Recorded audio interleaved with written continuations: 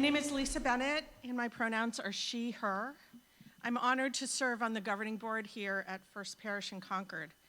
We are a welcoming Unitarian Universalist congregation that seeks to deepen spiritually, build community, and make a positive difference in the world. We welcome all who are gathered in our historic sanctuary and everyone joining by Zoom from the comfort of home. We welcome you from all the places you come, with all the beliefs you hold and don't hold, with all of your questions and all of your doubts. We welcome you with all the gifts you bear, with all the burdens you shoulder, with all of your joy and all of your heartache. If you are new or visiting for the first time, our wonderful ushers are stationed at the rear of the sanctuary, ready to assist you. The parlor, the parlor downstairs serves as our wiggle room, where young ones can play, accompanied by their adult caregivers, while the service streams on a large screen. Zoom participants are invited to remain online after the service for a time of conversation and fellowship. All gathered in the sanctuary are invited to stay for coffee hour in the parish hall or join the worship sharing circle in the Brooks Room immediately following the service. Today is Music Sunday, and we are tremendously grateful for the musicians, singers, and speakers who will share their gifts of song and story in what promises to be a powerful worship experience. I'll add on a personal note that I had the gift of singing this piece with the choir when they sang it a few years ago, and I found it tremendously moving. While I'm not singing this time around, I look forward to experiencing it in the audience. We are so grateful to our incredible Minister of Music, Beth Norton, who will now share a few words of introduction with us. Thank you, Lisa. As Lisa mentioned, I am Beth Norton, Minister of Music here. My pronouns are she and her. As Lisa mentioned, we sang this for the first time back in 2018 and 2019. This beautiful cantata by John Kramer, my colleague from the Unitarian Church in Winchester.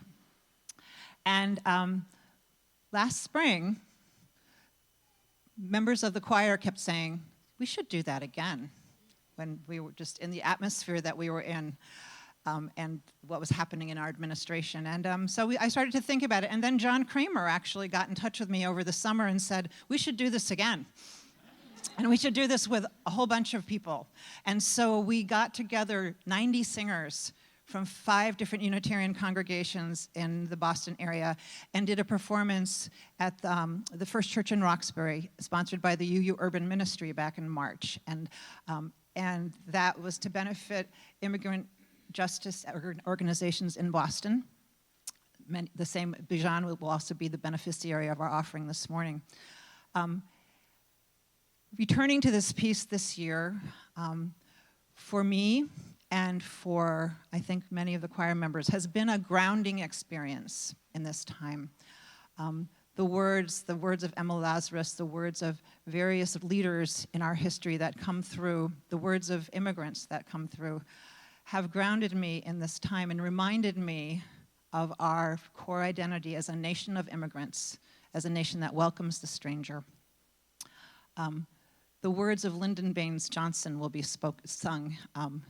He said, "This land flourished because it was fed by so many sources, nourished by many customs and traditions and peoples." And that is what we are. I was saying this has been a service where I asked people to participate and they all said yes. And so we have 5 speakers, 5 immigrants from our congregation who will talk about their immigration experience. And we also have the gospel choir who will sing Joe Jenk's beautiful Lady of the Harbor. So I hope that this morning's group effort will ground us all in this time and remind us of our identity as a nation of immigrants. Jen.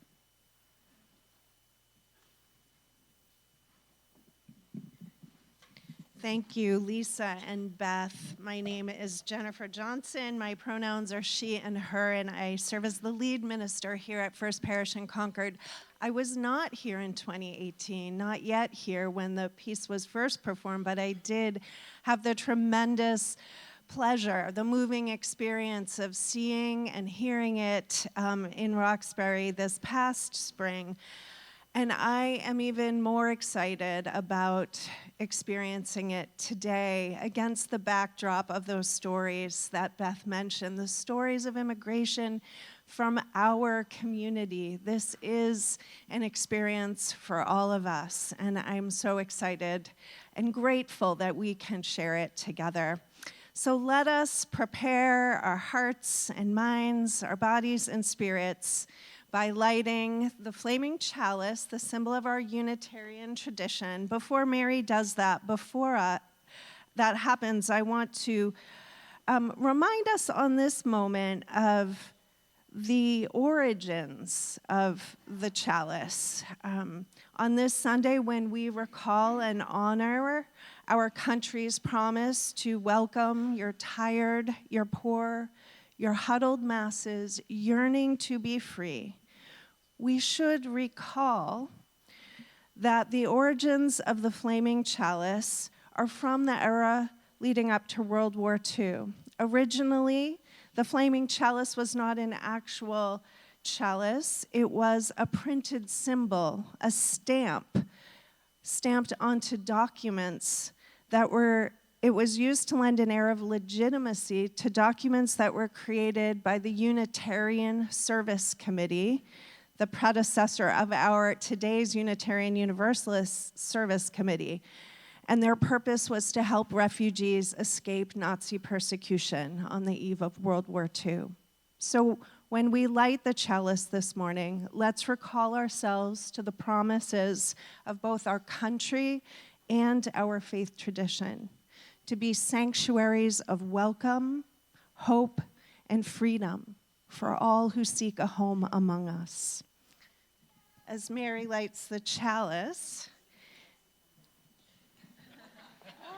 did you know this was happening? Or who can light the chalice?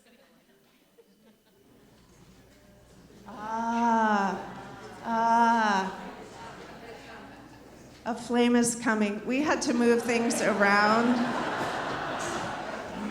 Oh, look at that. Magically it appears. There's a few different moving parts. Okay. Please join in the unison response to the lighting of our chalice. O light of life, be kindled again in our hearts as we meet together this morning to celebrate the joy of human community, seeking a wholeness that extends beyond ourselves. Long before immigrants set off on foot or embarked on boats and planes to cross land and sea and make a new home in what became the United States of America, the North American continent was already a land of many peoples, many nations, many cultures, languages, and traditions.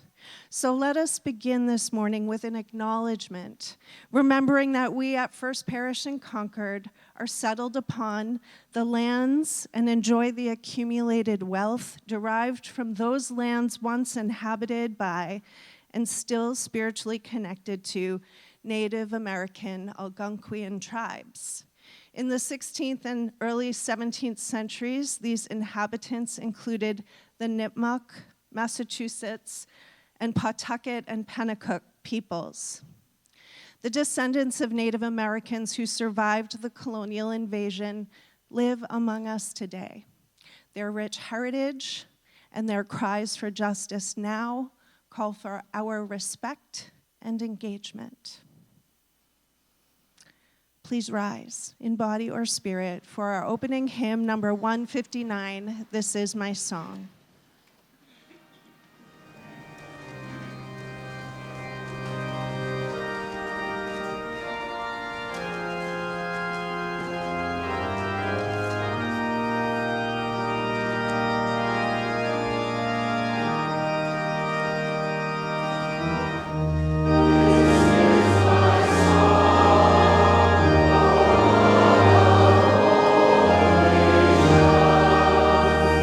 Us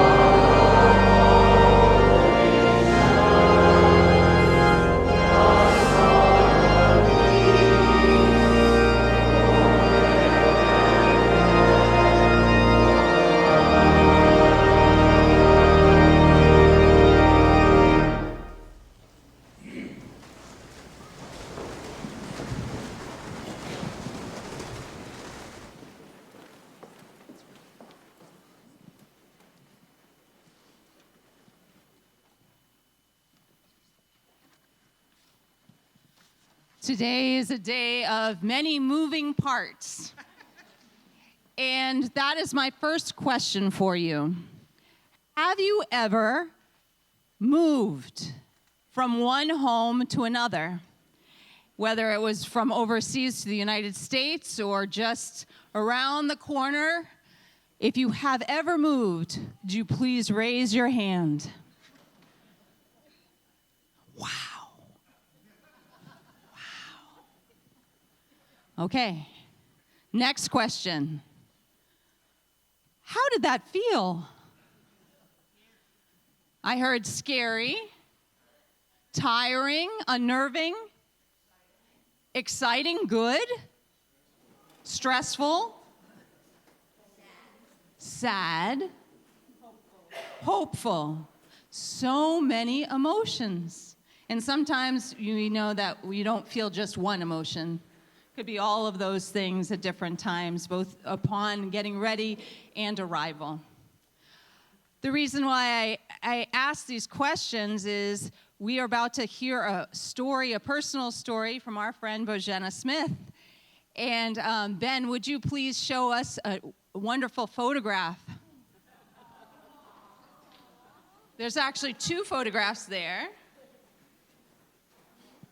Bojana, when was that black and white photo taken? That photo was taken 70 years ago in 1956 when I was 7 years old. So that's you. That's me. That's Bojana. In New York Harbor, coming into New York Harbor. So what were the events that led up to that trip? Okay, a long story short. Yes, that's what it is. Long story short, please. My mom and dad were born and grew up in Poland, a country in Eastern Europe. When they were young adults and hadn't met each other yet, their home country was taken over by enemies who were very cruel to Polish people. They destroyed the city my mom lived in and forced her to work in their factory. My dad was a soldier who fought with the Americans to defeat the enemy. Both my mom and dad ended up away from their home country, which had now been taken over by a different enemy, and they felt it would not be safe to return home. They met, married, and were allowed to settle in England, where I was born. England was very poor, as it was also recovering from the war. Food was rationed, and I remember my mom carrying buckets of coal to heat our home. I had no books or toys. We heard that America, the land of opportunity, was welcoming people like us, and we asked for permission to settle there. After several years of waiting, we got the invitation. It seemed too good to be true. My mom and dad, tired and poor, after many years of war, displacement, and longing for a peaceful place to make a home, were going to move with me to America, which to us was the most desirable place in the whole world. Thank you so much for sharing that story. What was it like for you as a young girl saying goodbye to your friends and heading out on that trip? There were very mixed feelings. Like any time you make a move you feel is for the better. You're sad to leave those left behind, yet excited at the promise of a better future. And everyone was very happy for us that we were going to America, which they also saw as the land of a better life. And I'm still in touch with one of those friends today. Oh, that's fantastic. Now, you might notice there's also a color photograph of a big ship, and I understand the name of that ship is Liberté. Yes. What was your journey like on Liberté? And if you notice, you can see New York Harbor and the Statue of Liberty. What was it like for you, not only on your voyage, but when you first saw the Statue of Liberty? Well, I remember the voyage on the ship as a big adventure. First, seeing Europe, the home of my ancestors, fading in the distance. 4 days crossing the ocean, even in third class. The food was great. You said it was a friendship? The French line. And then just a pervasive feeling of anticipation. And then finally sighting land on the horizon. I remember all of it. The New World, New York Harbor, a flurry of excitement and tears of joy, and rushing along with others on the ship to the side with views of the Statue of Liberty, welcoming us with her golden torch, lighting the way to our future in our new and forever home. Oh, Bojena, we're so glad that you made that voyage and that now you call First Parish in Concord your spiritual home. Thank you so much for sharing that story. There is a poem by Emma Lazarus that many of us must know, but might be new to others, and it is called The New Colossus, and she's talking about the Statue of Liberty in the harbor. And I will just give you a few lines from this poem. Her name, Mother of Exiles. From her beacon hand glows worldwide welcome. She cries with silent lips, give me your tired, your poor, your huddled masses yearning to breathe free. The wretched refuge of your teeming shore, send these, the homeless, tempest-tossed to me. I lift my lamp beside the golden door. With that same vision, we have a wonderful anthem by our gospel ensemble. And for those young people among us, hold tight. After that, we will head off to our RE program.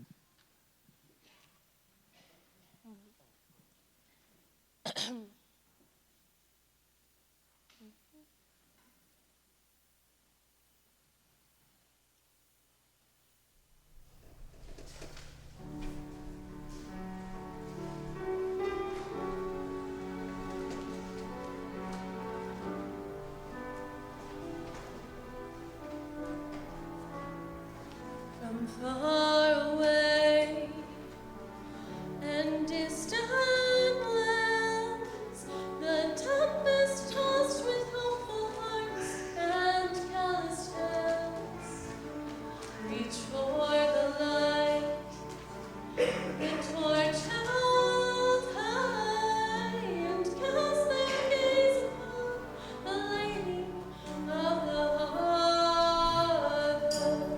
And she welcomes them with open arms. She says, "Let my children in."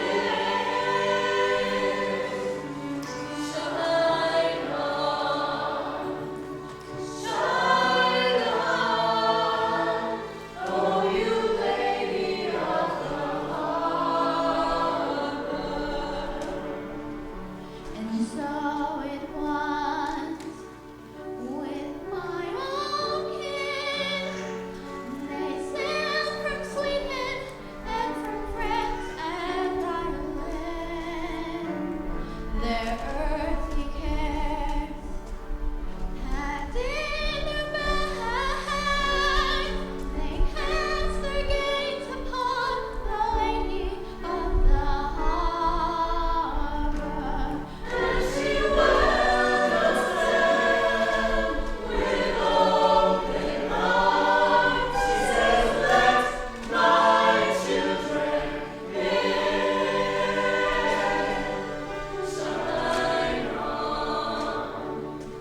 Shine on, oh you lady of the harbor. Now we're locking down the borders and we're filling up the jails, and we say they don't belong. How conveniently do we forget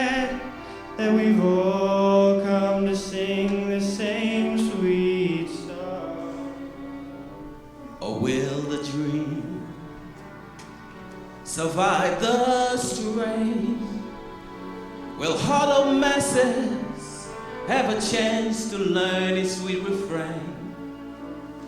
Or will we fall into our fears and turn our backs against the lady of the harbor? And she welcomes them with open arms. She says, let my children in. Shine on, oh you lady of the shine on, oh you lady of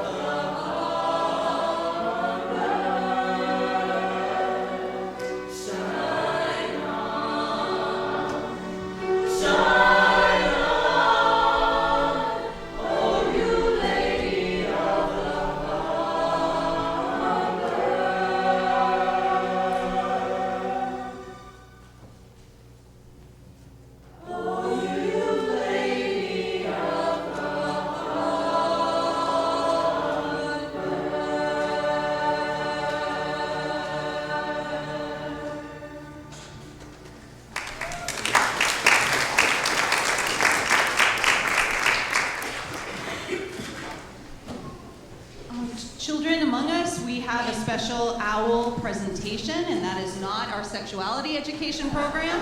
There are actual live owls waiting to meet you in the chapel. And so if you care to join us, please come down the hallway and we will go to our special owl presentation. Thank you.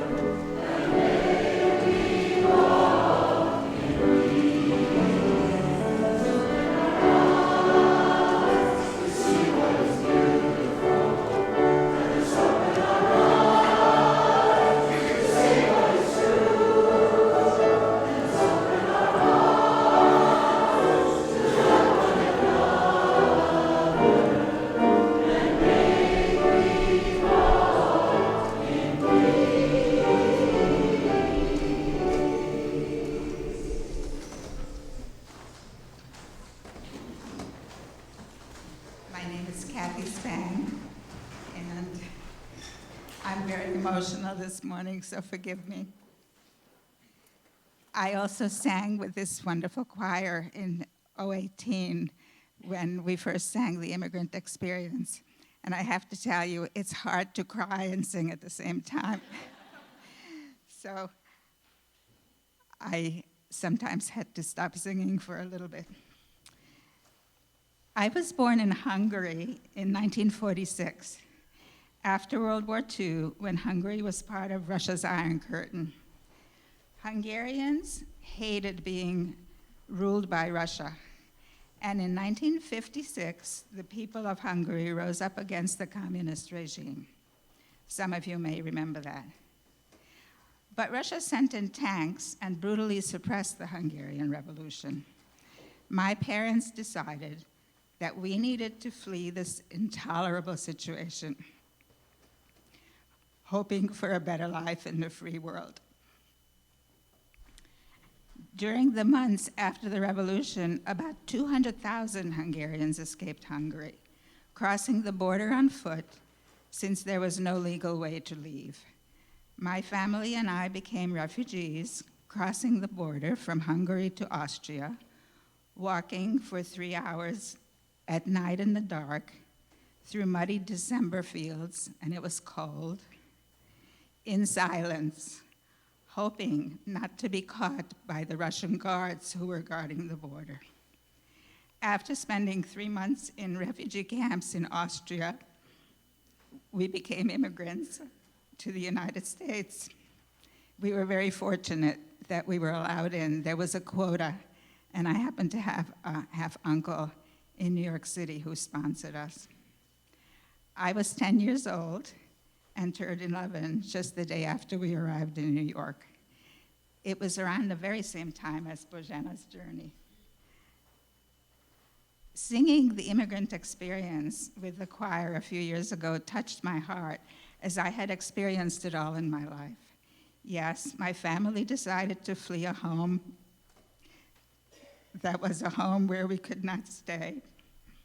And yes, my family left everything behind, hoping for a better day.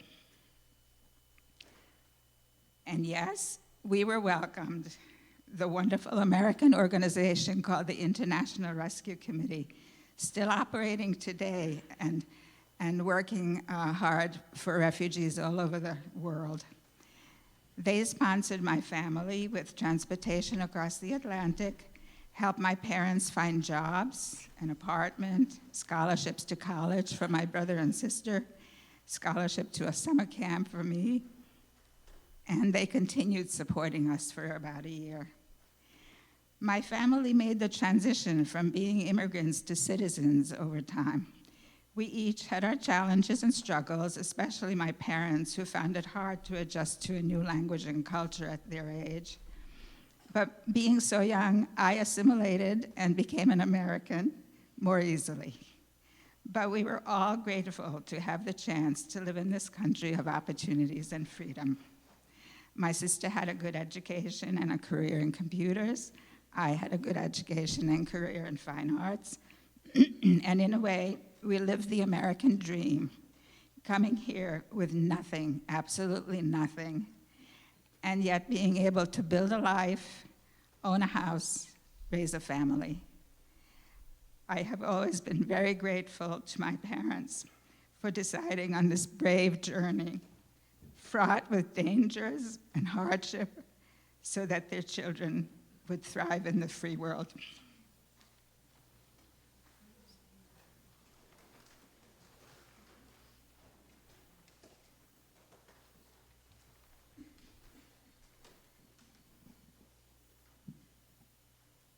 Good morning.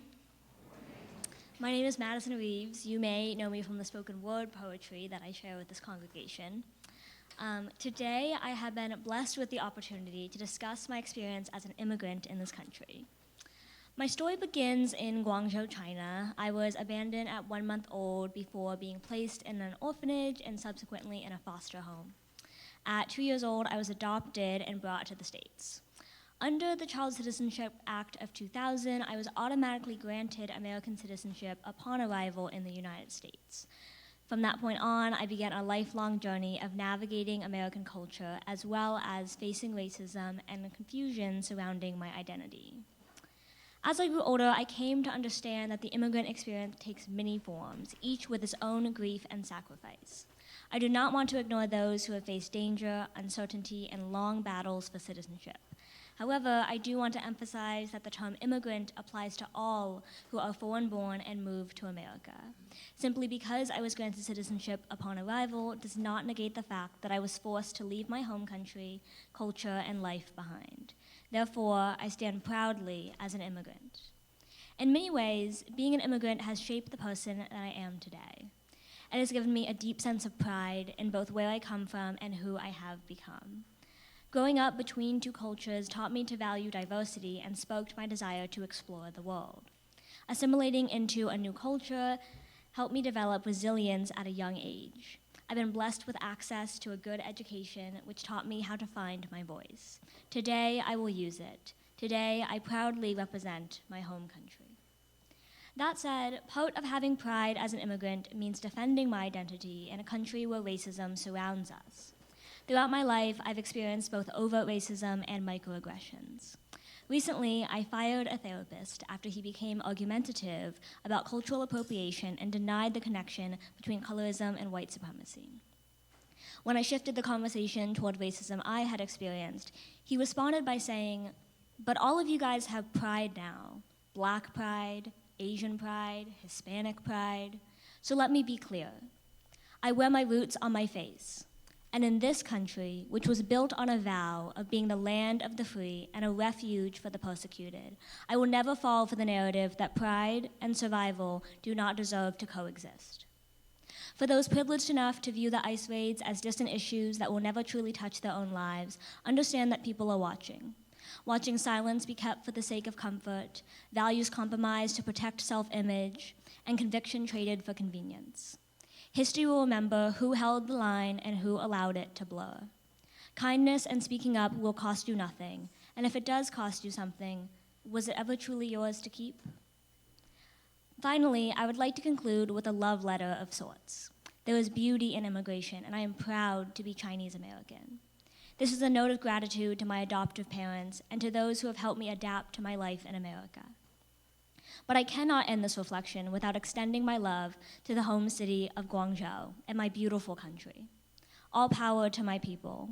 My birth mother chose to lay her child in a basket and walk away in exchange for nothing but the hope that I would be given a chance at a better life. Her sacrifice is the reason I celebrated my 20th birthday 2 days ago. So this is for my birth mother, for those who look like me, and for those who have suffered at the hands and mouths of racism. God does not look kindly upon those who attempt to justify brutality in the name of protocol. Therefore, you will hear me say, abolish ICE today, tomorrow, and every day after that. Because eventually,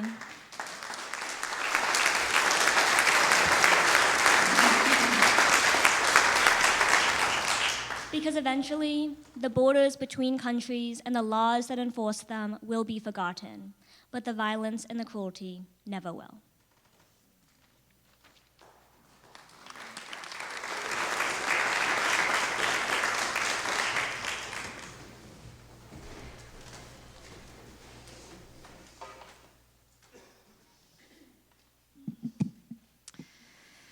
Thank you, Kathy and Mads. Would you all join me in the spirit of prayer and meditation? The poet Warsan Shire once wrote, "No one leaves home unless home is the mouth of the shark." This is a prayer of anguish for the conditions of violence, war, and persecution that force someone to leave the place they call home. And this is a prayer of sorrow for the people, places, cuisine, traditions, and languages that were left behind when they did. This prayer also acknowledges the contradictions. This is also a prayer of gratitude for those who found welcome and belonging on this side of their immigration journeys. A prayer of gratitude for the resilience of those who emigrate and immigrate, which makes the lament within this prayer even more poignant. This is a prayer of lament for the ways, as a country now and in the past, we have withheld welcome and made belonging contingent. A prayer of lament for those who first had to flee home and now find themselves in the concentration camps across this country that we call detention centers, or separated from their dearest family. A prayer of profound grief for all those who have died just trying to find a place of safety and refuge in this world. This prayer is a prayer of witness, to acknowledge that even after all of this is said, sometimes words still fall short in capturing the complexity of the immigrant experience. And so we pray, Spirit of life, source of all that is good and holy, help us to not just offer welcome and accompaniment, help us to listen, to truly listen to the lived experiences of others, starting here, starting today. And in places where migration is not safe, prepare us to be stewards of safety and vessels of momentary welcome. And for all of us who migrate now and in the future, bless us and keep us. Amen. While no parish concerns were submitted this week, we always take a moment during Sunday worship to quiet our minds and to listen to the prayers that long to be voiced and long to be held in community. So, dear ones, what else, who else, and where else is on your heart this week? Which prayers would you add to mine? Are there sites of heartbreak for you this week, pointing you toward a prayer that your heart longs to name? As you feel moved, you're invited to type into the chat box if you're on Zoom, or voice here in the sanctuary quietly from the pews these prayers that are on your hearts.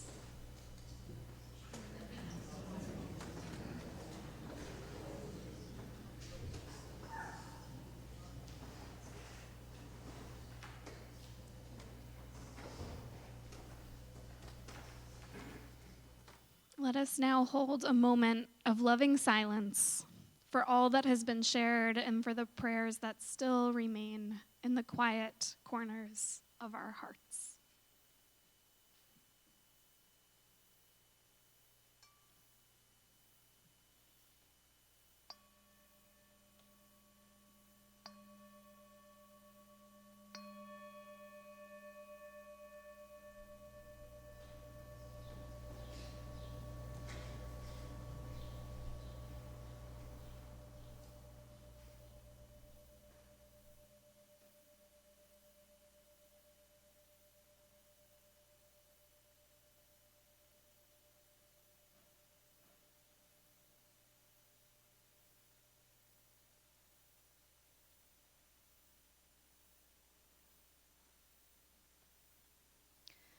Amen, and blessed be.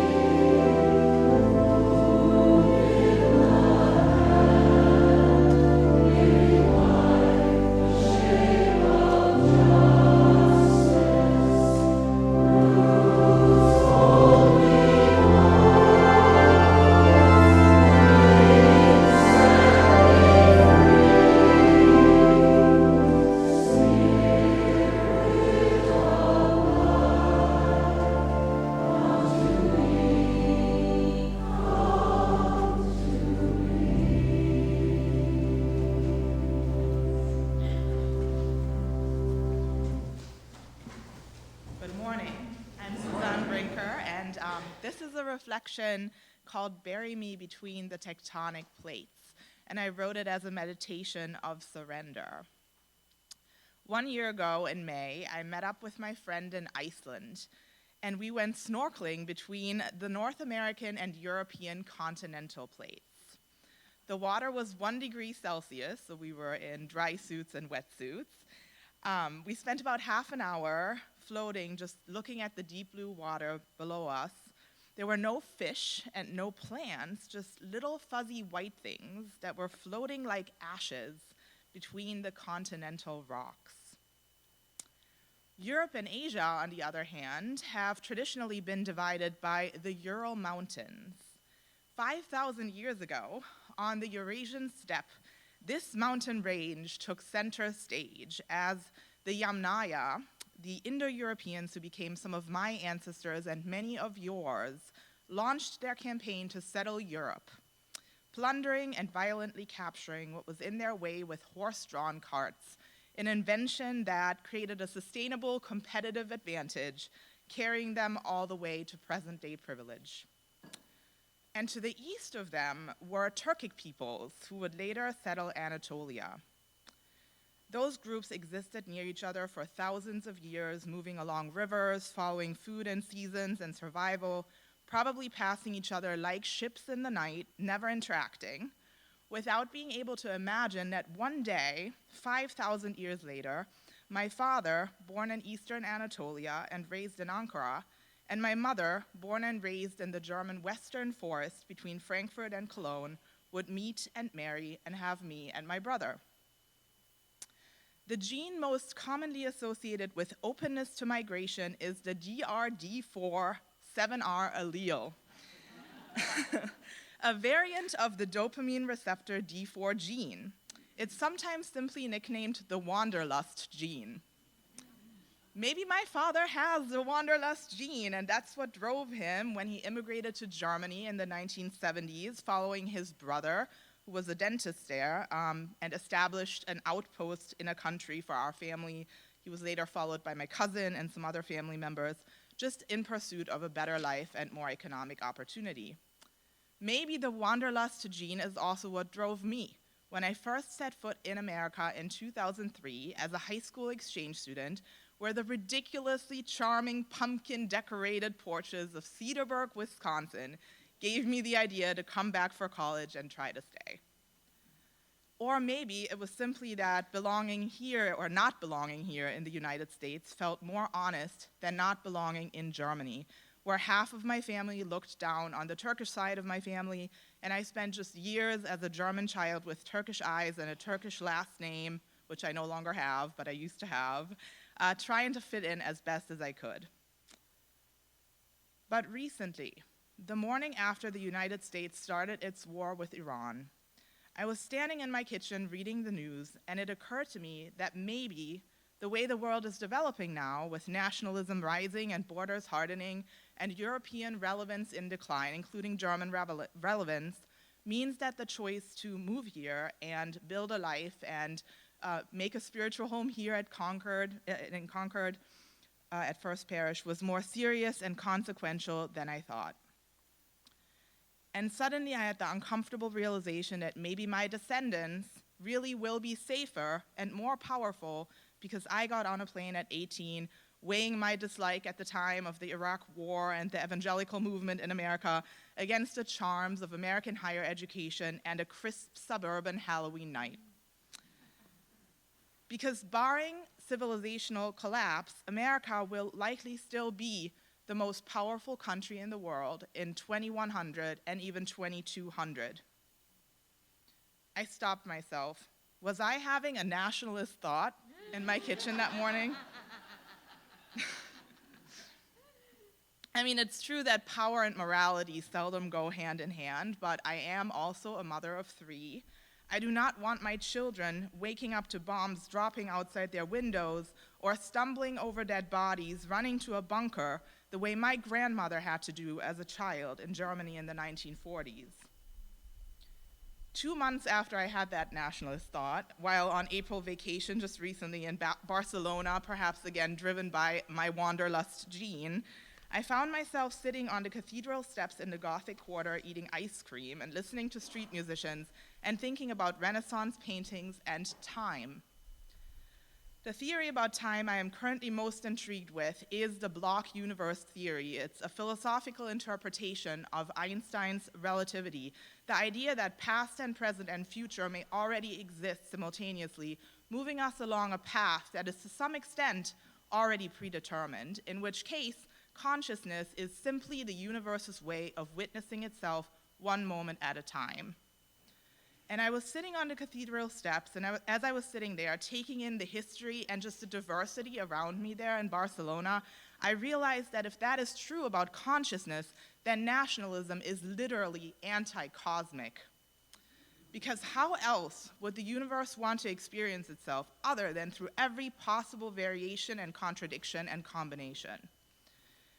So maybe belonging in America or becoming an immigrant has never been about choosing America. Maybe it has meant following a genetic craving inside myself for expansion, for complexity, and for seeing meaning emerge from chaos and contradiction. Yes, not belonging here has always been more honest than not belonging at home, But being away from home has also sharpened the sense of belonging I do feel when I go there now.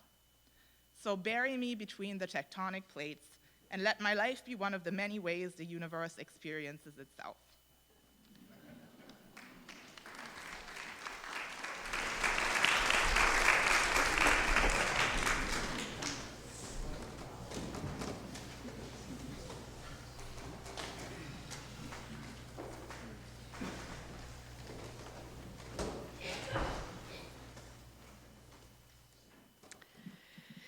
Now is the time in our worship when we give as a spiritual practice to support the ministries of this congregation and the work of an organization that shares our common vision of the beloved community. This morning, as we honor the immigrant experience, we are sharing the plate collection with the Beyond Bond and Legal Defense Fund, a program of the Boston Immigration Justice Accompaniment Network. The Beyond Bond Fund raises money for immigration bonds to free people in ICE prisons in Massachusetts and Rhode Island, and those out of state who are coming to live in Massachusetts upon release. The bond fund also supplements legal fees to help people get out of immigration prison and for asylum and relief proceedings. And sadly, we recently learned that the Beyond Bond Fund has been suspended. The demand for support has been so high, the fund has been nearly depleted.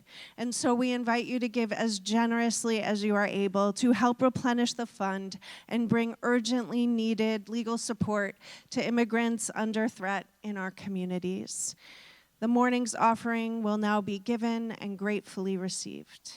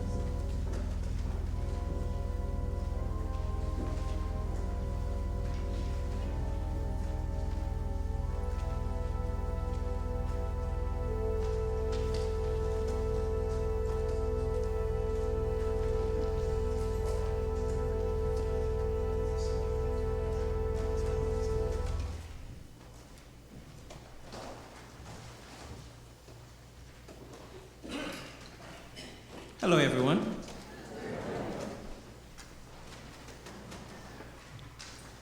My immigration story began on the small island of Haiti, where love was present, but so was fear.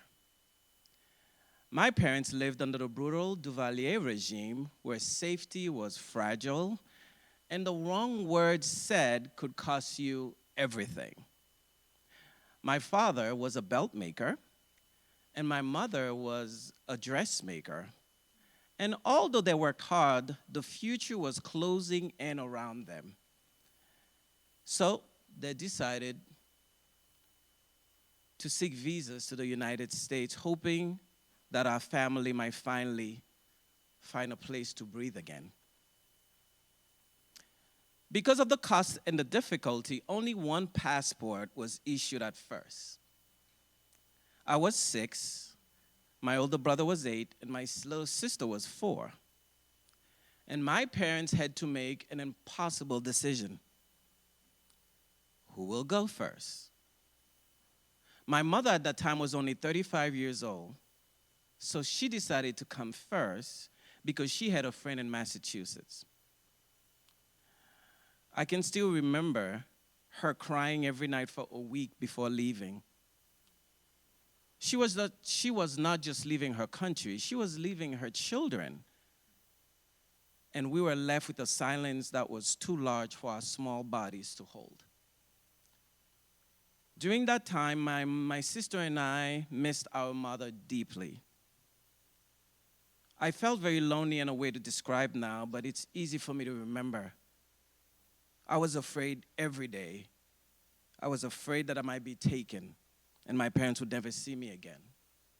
So I became a very quiet child. If you see pictures of me, you would see this very quiet child. I kept all my fears inside.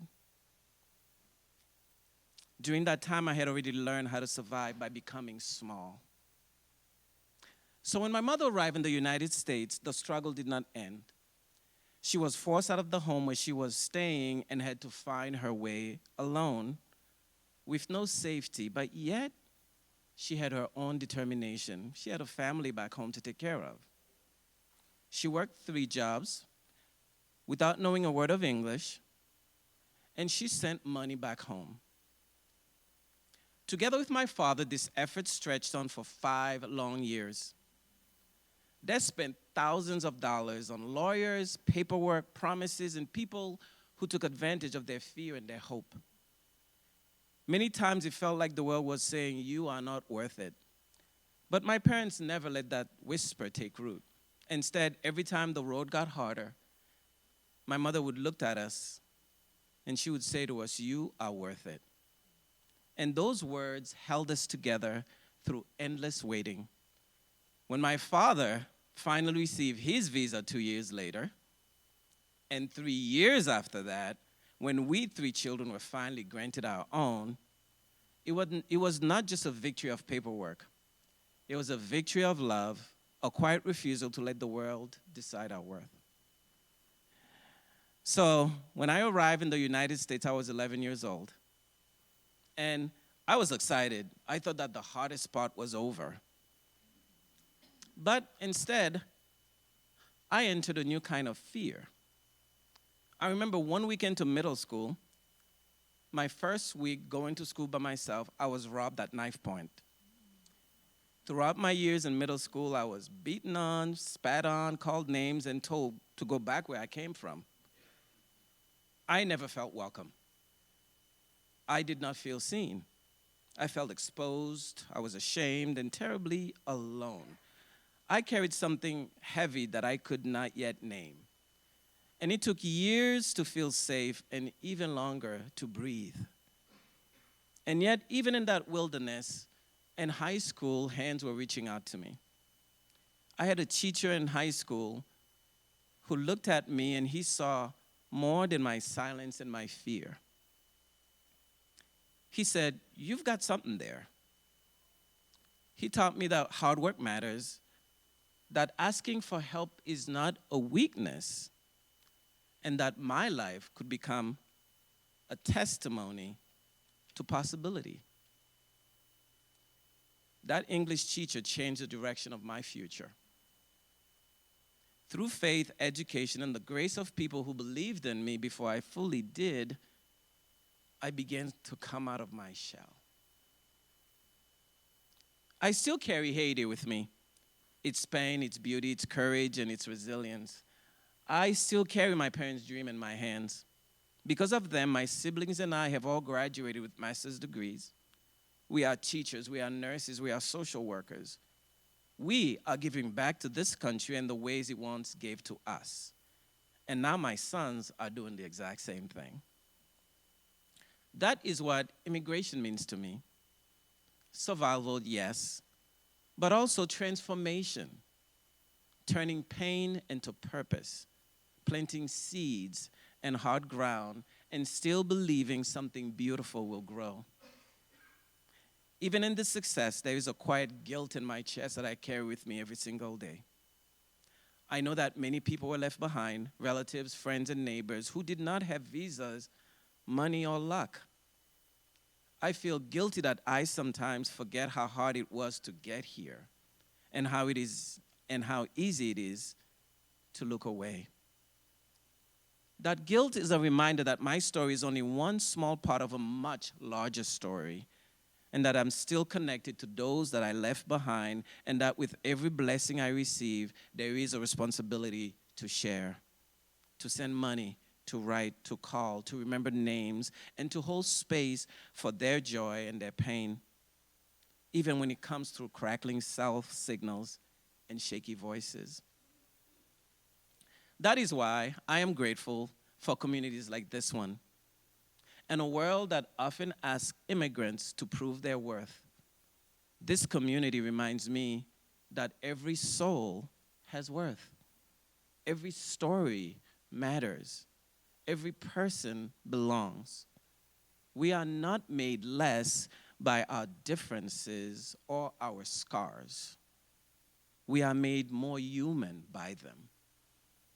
And perhaps that is the sacred invitation of immigration itself, to remember that we are all newcomers in one way or another, all searching for home, all longing to be held with dignity, and all hoping that somewhere there'll be room for our names, our memories, and also our dreams.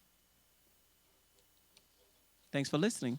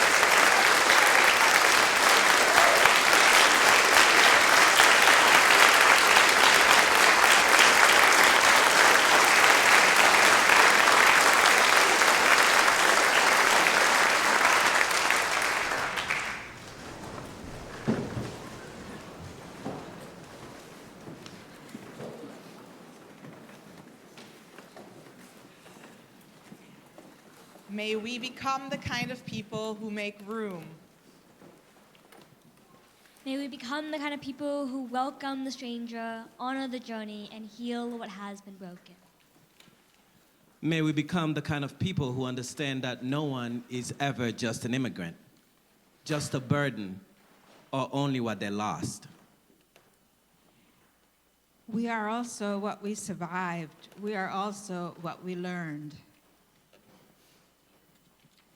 We are also what we give back to our families, to our communities, and to our own hearts.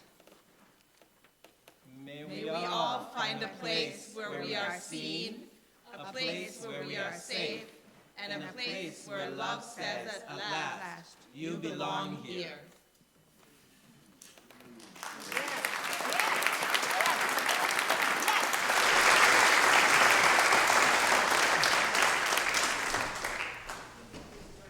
Would you please join us in our First Parish benediction? Go out into the world